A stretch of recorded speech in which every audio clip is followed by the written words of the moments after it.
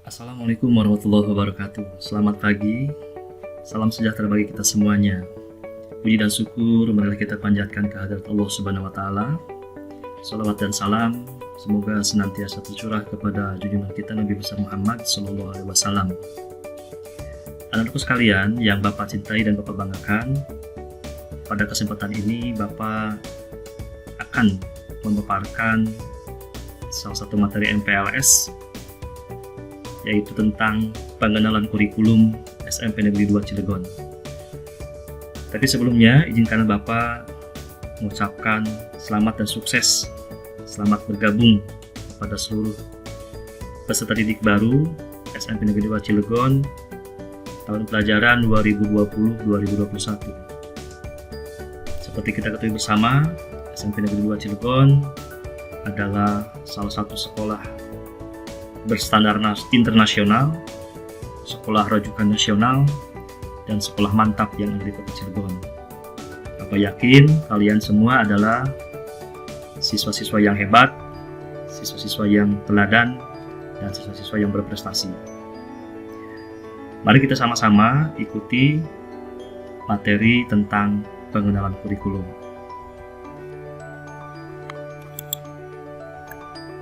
Sebelumnya Bapak izinkanlah untuk memperkenalkan diri.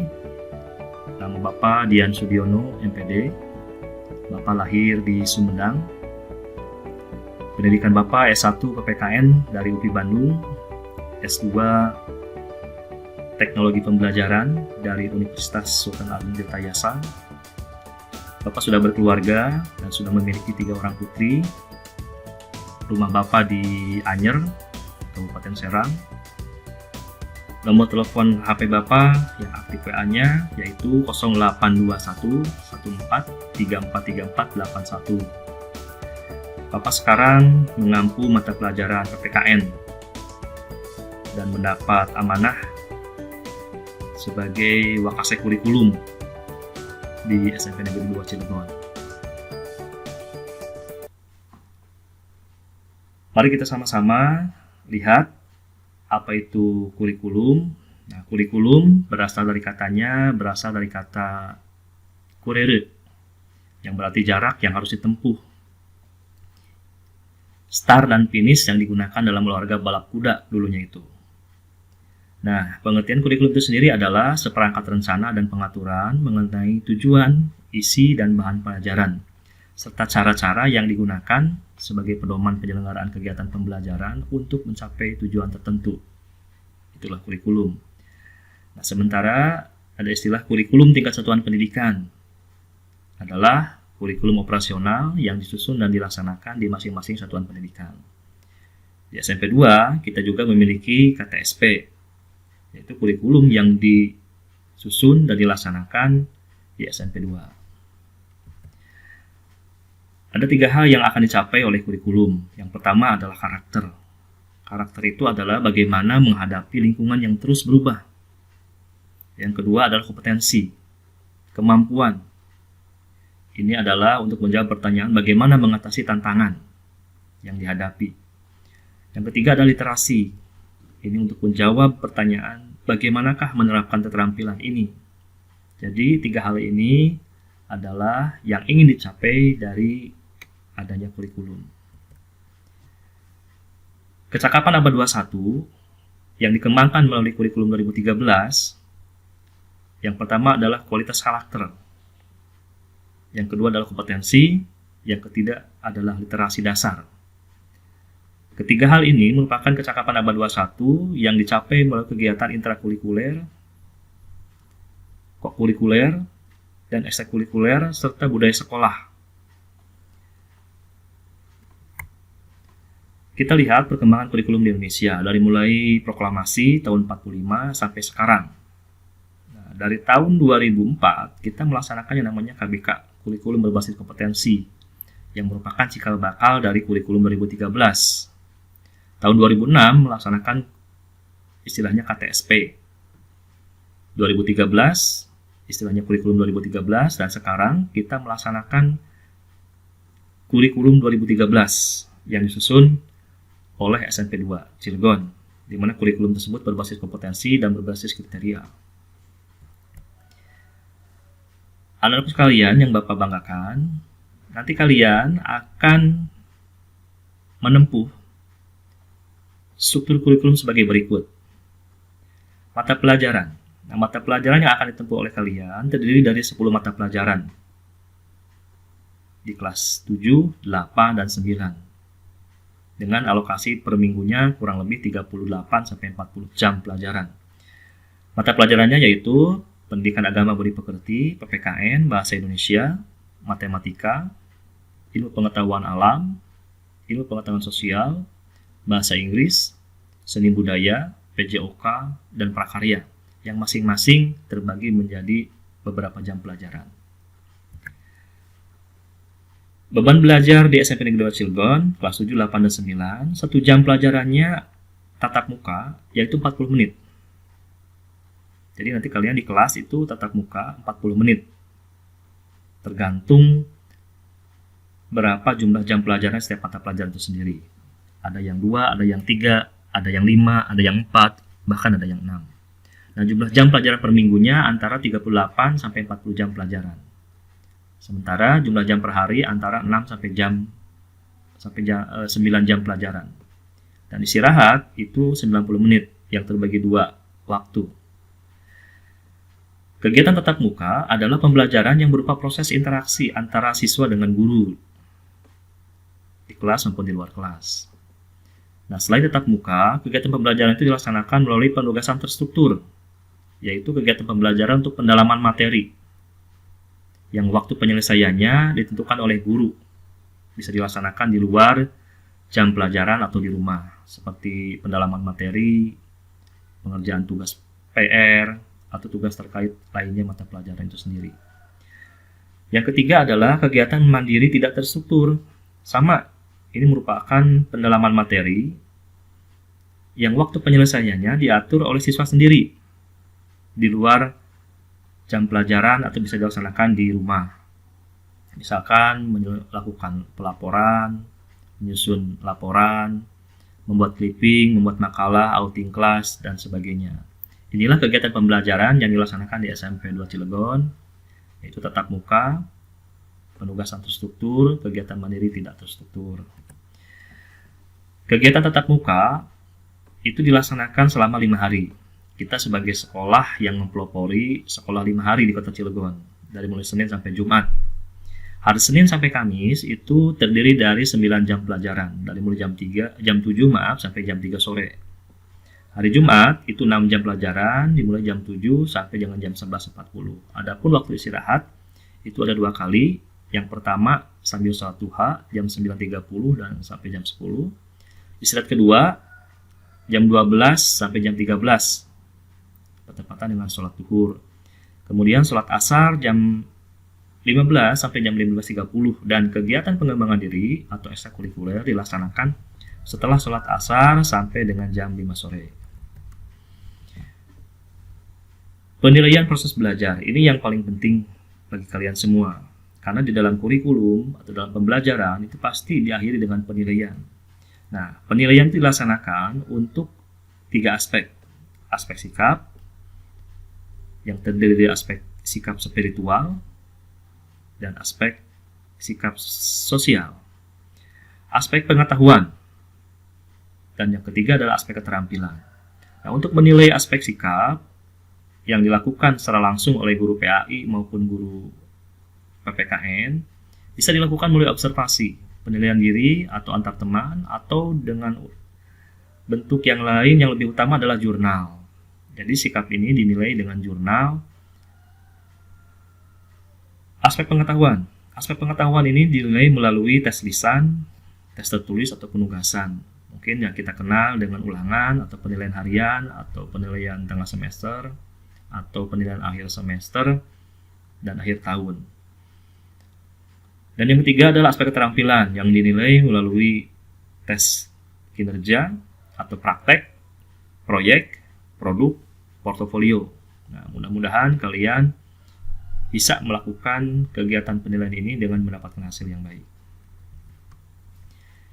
Kegiatan pengembangan diri. Kegiatan pengembangan diri itu adalah kegiatan yang memberikan kesempatan kepada peserta didik untuk mengembangkan dan mengekspresikan dirinya sesuai kebutuhan, bakat, minat, dan kondisi sekolah. Kegiatan pengembangan diri ini dilakukan melalui dua bentuk, yaitu kegiatan pelayanan konseling dan kegiatan ekstrakurikuler. Kegiatan pelayanan konseling itu berkenaan dengan masalah pribadi atau masalah sosial dan pengembangan karir peserta didik. Jadi kalian jangan malu-malu berkonsultasi di pelayanan konseling ini, biasanya melalui guru BK. Yang kedua adalah melalui kegiatan ekstrakurikuler. Sementara kegiatan ekstrakurikuler terbagi menjadi dua. Yang pertama adalah ada yang wajib, yaitu pramuka, dan ada kegiatan ekstrakurikuler pilihan, paskibra, PMR, kerohanian, dan masih banyak di SMP 2.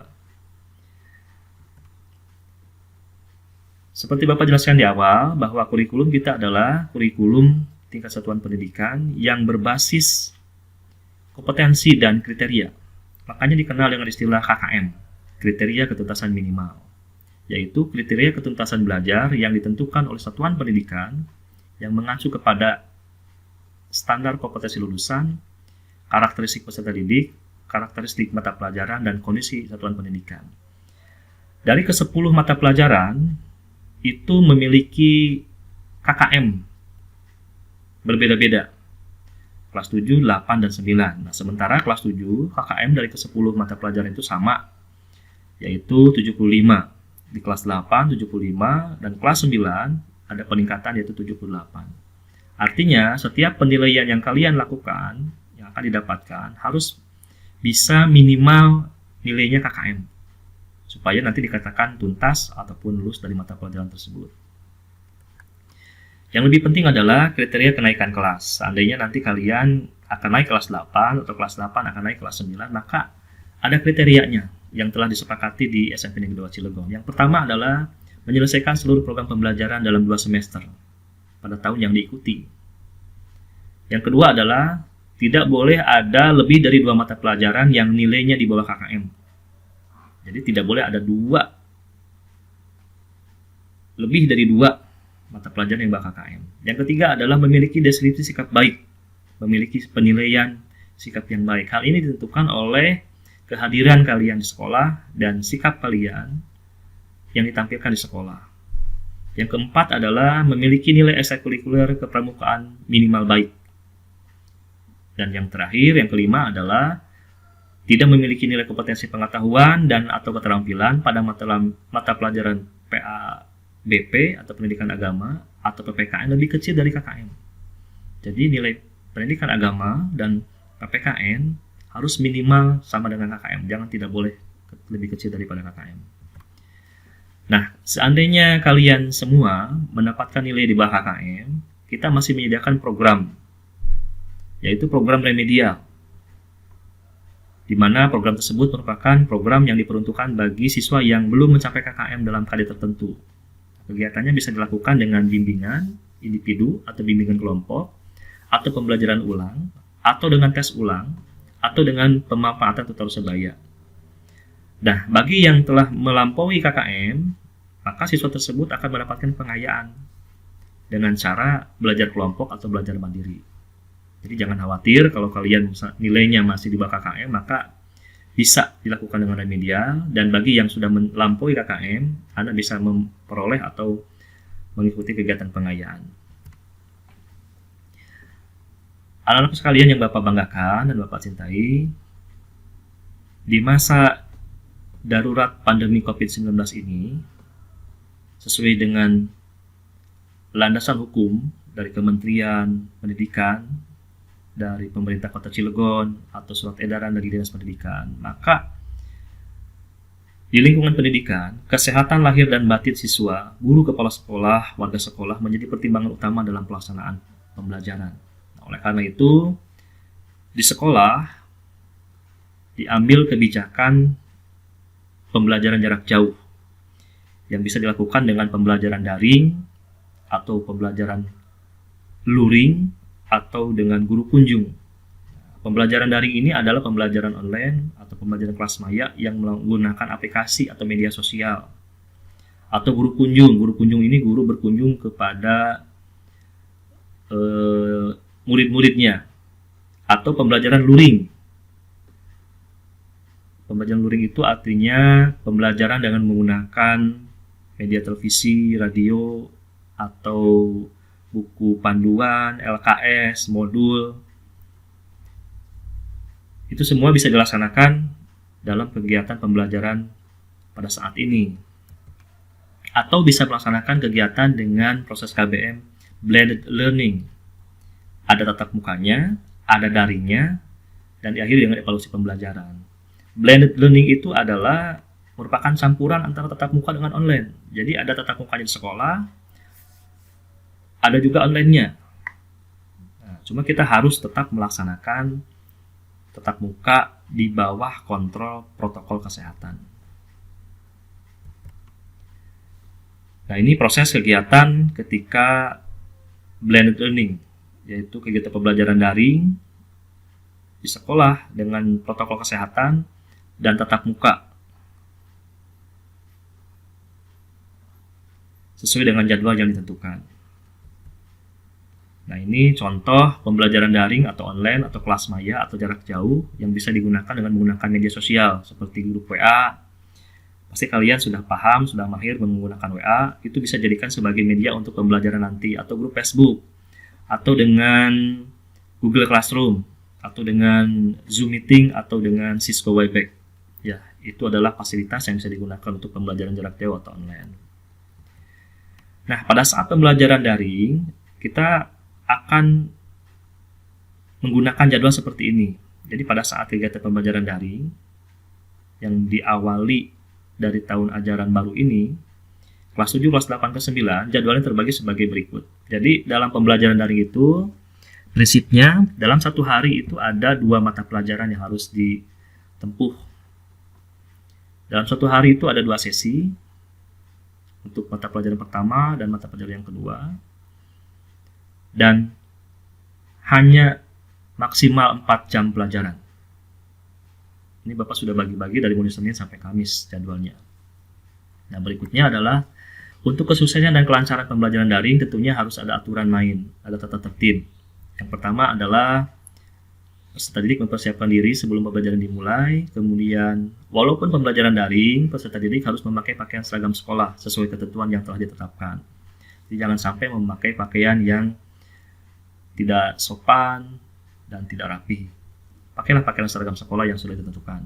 Kemudian Anda seperti biasa berdoa sebelum belajar, kemudian menyiapkan perangkat pembelajaran, buku, alat tulis, media lainnya, laptop, bisa HP, jangan lupa fasilitas internet yang harus memadai.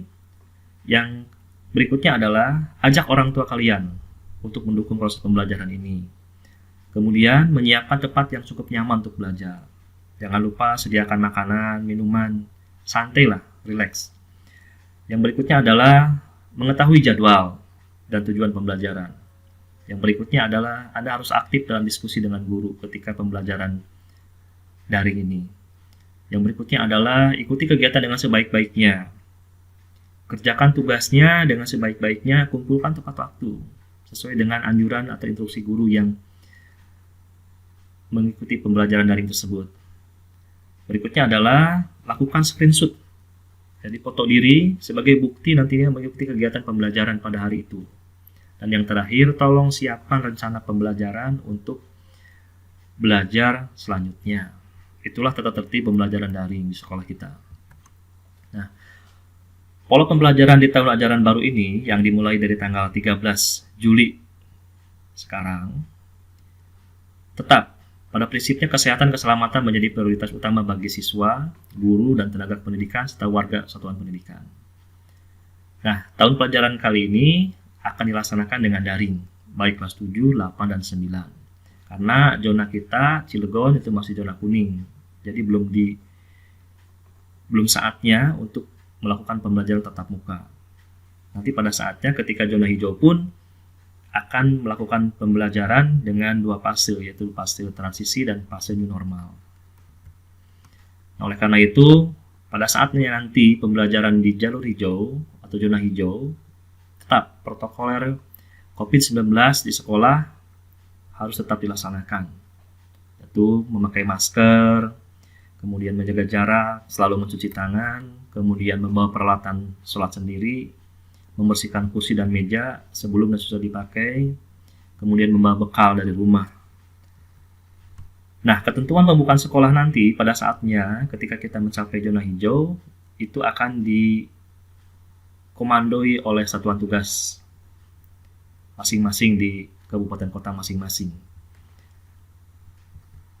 Nah, pada saat pembukaan sekolah zona hijau untuk sekolah menengah SMP itu fasenya ada dua, yaitu fase transisi dan fase normal baru. Pesertanya pun berbeda.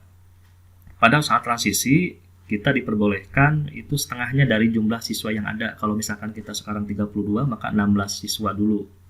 Dengan jumlah jam juga terbatas, hanya 3 jam untuk tatap muka, 4 hari libur, 7 hari PJJ atau jarak jauh, itu yang bagi siklus yang 2 pekanan atau 2 mingguan.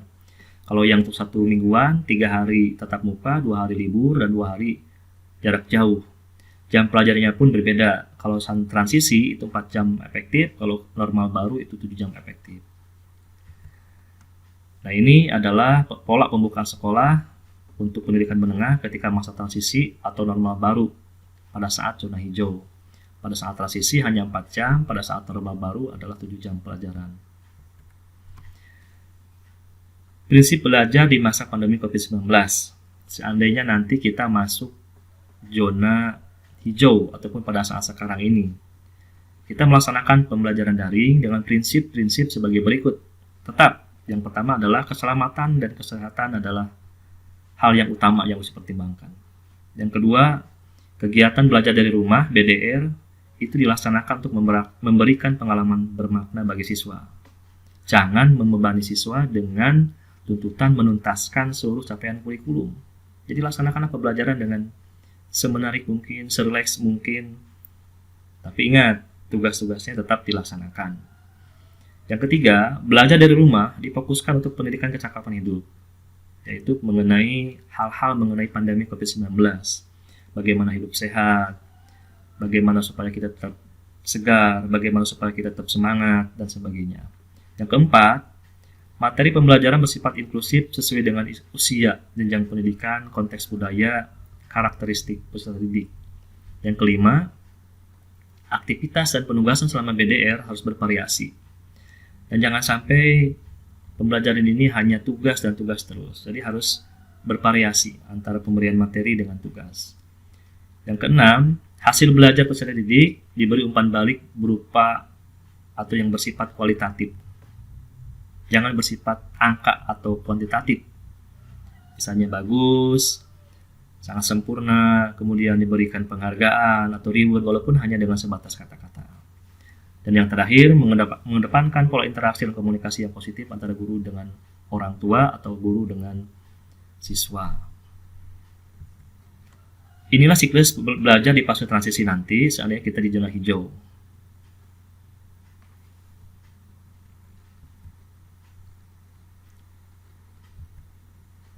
Dan kesimpulannya, pembelajaran di era kenormalan baru nanti itu dipastikan setiap anak mendapatkan kesempatan pembelajaran yang berkualitas di satuan pendidikan. Dan yang kedua, pembelajaran sedini mungkin harus bisa mencegah terjadinya penyebaran dan penularan COVID-19 di satuan pendidikan. Ini merupakan hal yang utama ketika nanti kita belajar pada saat zona hijau, fase transisi maupun fase normal baru. Anak-anak sekalian yang Bapak cintai dan Bapak banggakan, itu penjelasan singkat dari Bapak tentang kurikulum di SMP 2 Cilegon pada saat normal atau pada saat pandemi sekarang ini. Jadi nanti kalian selama 1 semester kurang lebih ke depannya, mudah-mudahan tidak ada perubahan. Kelas 7, 8, dan 9 masih belajar jarak jauh atau belajar dari rumah (BDR) atau pembelajaran dari online. Bapak berpesan, ikuti pembelajaran tersebut dengan sebaik-baiknya. Di akhir materi Bapak ini, Bapak akan mencoba memberikan tantangan kepada murid-murid Bapak. Bapak yakin kalian bisa melakukannya dengan sebaik-baiknya, karena kalian adalah murid-murid yang hebat. Tugasnya adalah cukup gampang. Bapak akan memberikan satu pertanyaan, dan tolong jawab melalui media voice note WhatsApp. ke nomor Bapak langsung kirim. Pertanyaannya adalah, coba berikan minimal 2 alasan mengapa memilih sekolah di SMP Negeri 2 Cilegon. Gampang kan? Nah, jawabannya langsung dikirim melalui voice note WhatsApp ke nomor Bapak 0821 14 343481 dengan cara menjawab terlebih dahulu, sebutkan nama dan kelas. Bapak kasihkan contoh jawabannya, misalkan begini. Ucapkan salam, Assalamualaikum warahmatullahi wabarakatuh. Nama saya siapa, dari kelas berapa. Temukan jawabannya. Alasan saya memilih SMP 2 Cilegon adalah sebagai berikut. Silakan jawabannya bisa lebih daripada 2. Siapa yang paling cepat, siapa yang paling baik, nanti akan mendapat reward dari sekolah sebagai peserta MPLS yang terbaik. Sekian dari Bapak, mohon maaf atas segala kekurangannya. Bapak sangat bangga kalau seandainya ada murid-murid Bapak peserta PLS ini yang bertanya, walaupun pertanyaan Bapak disampaikan melalui WhatsApp Bapak. Terima kasih. Wassalamualaikum warahmatullahi wabarakatuh.